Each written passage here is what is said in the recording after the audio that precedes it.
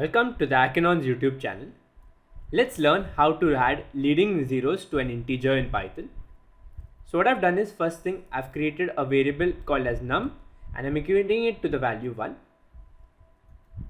And now if I try to print the number, as you can see, it's simply printing 1.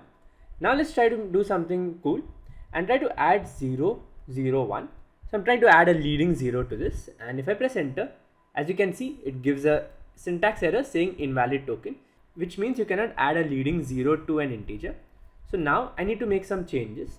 So first thing is, again I'm going to initiate number to the value 1, and now I'm going to use a weird syntax, but this is how it works.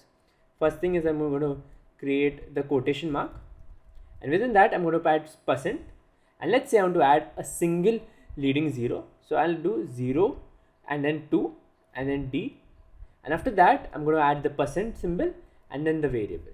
So basically I'm trying to format 0 to d, which means I'm going to add 0 once and the second integer will obviously be this number, and that is how this works. So if I press enter, as you can see, now we have a single leading 0 prior the number 1.